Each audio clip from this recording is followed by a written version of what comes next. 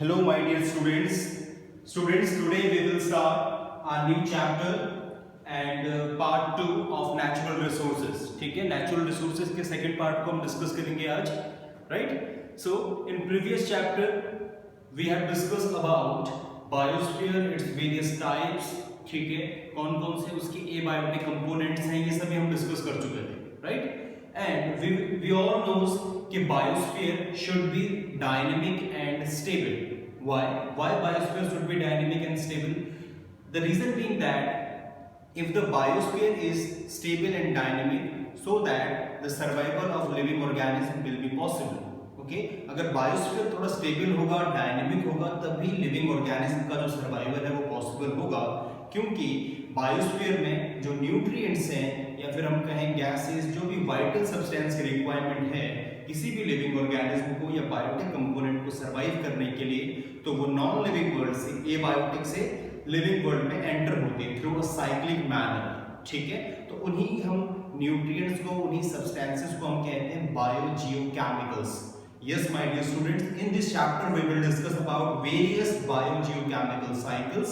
ठीक है, कौन कौन सी साइकिल्स हैं, क्या क्या उनके रोल्स हैं, we will discuss one by one. ठीक है, and we all knows there is an important requisites या important conditions for biosphere is what is the interaction between both living and non-living component. अगर biosphere को stable होना है, dynamic होना है, so there is an essential condition कि दोनों component means living और नॉन लिविंग, अगर में एबायोटिक और बायोटिक कंपोनेंट आपस में इंटरेक्ट करें और जिससे एक प्रॉपर सिस्टम क्रिएट हो और जिससे जो इकोसिस्टम है या जो बायोस्फीयर है वो मेंटेन रहे. Right, so let's discuss with biogeochemical cycles. क्या है देखिए, जैसे मैंने बताया कि अभी एबायोटिक कंपोनेंट जो है वो साइक्लिक मैनर में बायोटिक कंपोनेंट में एंटर होते हैं and then later biotic to abiotic. तो एक साइक्लिक मैनर में एक साइकिल चलती रहती है, जैसे किसी भी व्हीकल्स का जो व्हील है वो घूमता है, इसी तरीके से साइकिल्स भी घूमती रहती हैं. तो अभी हम सभी साइकिल को पढ़ने वाले हैं. तो देखिए, this cyclic flow of energy and matter और chemical nutrient between biotic means living and abiotic component within the biosphere is called biogeochemical cycle or nutrients cycling. ठीक है, तो जो भी essential nutrients की requirement है किसी बायोटिक कंपोनेंट को या लिविंग ऑर्गेनिज्म को, तो जब वो साइक्लिक मैनर में सर्कुलेट हो एटमॉस्फेयर में या बायोस्फीयर में, तो उसी को हम कहते हैं बायोजियोकेमिकल साइकिल्स. तो देखिए, the nutrient that circulate between biotic and abiotic component are called biogeochemicals. ठीक है, अब देखिए बहुत सारे बायोजियोकेमिकल साइकिल्स हैं जो नेचर में एग्जिस्ट करती हैं, जैसे कार्बन साइकिल है, नाइट्रोजन है, वाटर साइकिल है, ऑक्सीजन साइकिल है, सल्फर साइकिल है, फास्फोरस साइकिल है, ओजोन साइकिल है, मल्टीपल साइकिल्स है. But in this chapter we will discuss about four main types of biogeochemical cycles, which are generally carbon cycle, nitrogen cycle, water cycle and oxygen cycle.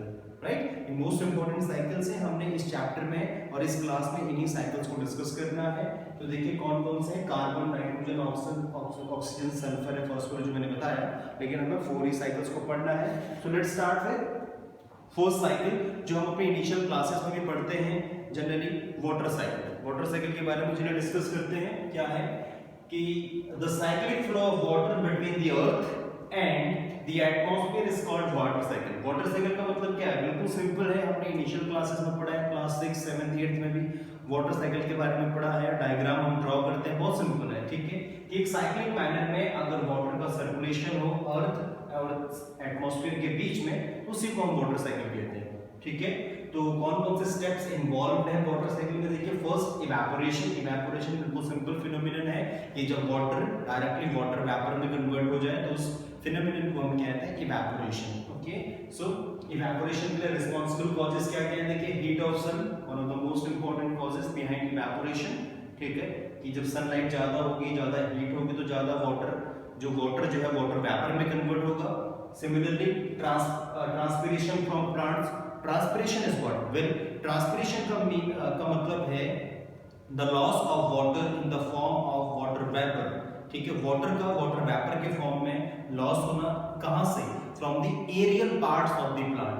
अब मैंने यहाँ पे word किया aerial parts. Aerial part मैंने word use किया। Aerial part का मतलब है कि प्लांट्स के ऐसे पार्ट्स जो जनरली एयर में एक्सपोज्ड हैं उन्हें हम कहते हैं एरियल पार्ट। तो कौन कौन से पार्ट्स हैं?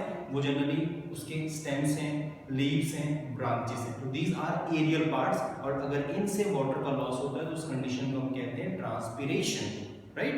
तो ट्रांसपीरेशन से भी वाटर का लॉस होगा। प्लांट्स भी जो एक्सेस ऑफ वाटर है, ज़्यादा हीट से उसको मतलब ट्रांसपीरेशन करेंगे, जिससे वाटर वेपर में कन्वर्ट होगा, ठीक है।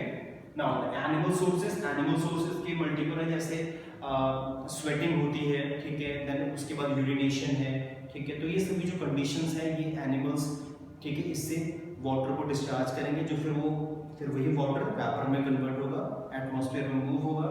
Then human activities like bathing, cleaning, जो भी हम एक्टिविटीज में अपने डेली बेसिस की एक्टिविटीज में वाटर को यूज करते हैं, लेटर वो वेपर में कन्वर्ट होगा। तो this all are essential conditions जिनसे क्या होगा कि वाटर इवेपोरेट होगा, ठीक है, और वो एटमॉस्फेयर में वेपर के फॉर्म में एंटर होगा। Similarly second one is condensation. After that जो वाटर वेपर है वो कंडेंस होंगे ड्यू टू लो टेम्परेचर, और कंडेंस होने से क्या होंगे कि उनके जो ड्रॉपलेट्स हैं वो आपस में कंबाइन होंगे, ठीक है, क्योंकि उनके बीच में फोर्स एक्ट होगा। तो जब वो आपस में कंबाइन होंगे तो उससे फिर लेटर क्या है कि वे ड्रॉपलेट्स को क्रिएट करते हैं, और वही ड्रॉपलेट फर्दर जब ज़्यादा एक्यूमुलेट हो जाए, ज़्यादा कंबाइन हो जाए, तो हम पढ़ते हैं क्लाउड्स फॉर्म होते हैं, ठीक है। और फिर वही क्लाउड्स फर्दर प्रेसिपिटेशन को कॉज करेंगे, जिससे बारिश होगी, ठीक है। बारिश से फिर वही जो पानी इवेपोरेट होकर क्लाउड को फॉर्म किया था, फिर से वो बैक होके फिर से अर्थ के सरफेस पे पहुंच गया। तो एक साइक्लिक मैनर में देखिए साइकिल चलती है, ठीक है। तो बहुत सिंपल है, डायग्रामेटिकली देख लेते हैं, देखिए बिल्कुल बहुत सिंपल है, ठीक है।